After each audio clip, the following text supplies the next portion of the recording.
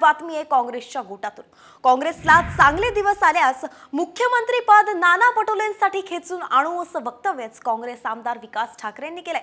मुख्यमंत्री पद न मिळाल्यास ते हिसकावून आणू असं सुद्धा ठाकरे म्हणाले होते। दरम्यान कार्यकर्त्यांची प्रतिक्रिया ही स्वाभाविक असते, अशी प्रतिक्रिया ही काँग्रेस प्रदेशाध्यक्ष नाना पटोलेंनी दिली आहे। अब कांग्रेस के अच्छे दिन आएंगे, कांग्रेस के आमदार चुन के आएंगे तो उसका इनाम भी नाना भाऊ को ही मिलेगा, नहीं मिलेगा तो छीन के लेंगे। दोस्तों, विदर्भ वाले, जो मेहनत करेगा उसका इनाम उसे मिलने को ही होना, और लड़ाई लड़ने के लिए भी अपन लोग तैयार रहेंगे, इसमें निश्चिंत रहिए।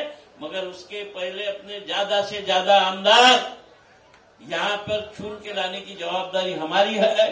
अरे विदर्भाला वसंतराव नायकानंतर आणि सुधाकर नायकानंतर 32 वर्ष झाले आजपर्यंत मुख्यमंत्री मिळाला नाही। लहानशी गोष्ट नाही।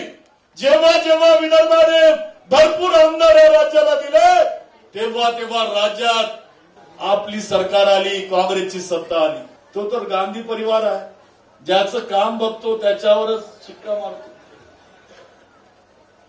आणि विदर्भाची बाकी तो परिवार विसरल्याशिवाय राहणार नाही, हा विश्वास मी या ठिकाणी आपल्याला देऊ इच्छितो।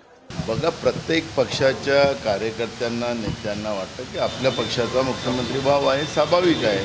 त्यामुळे महाविकास आघाडीमध्ये जो काही निर्णय होईल त्यावेळेस सगळे निवडणुकीच्या नंतर हायकमांड याच्यावर बसून निर्णय घेईल।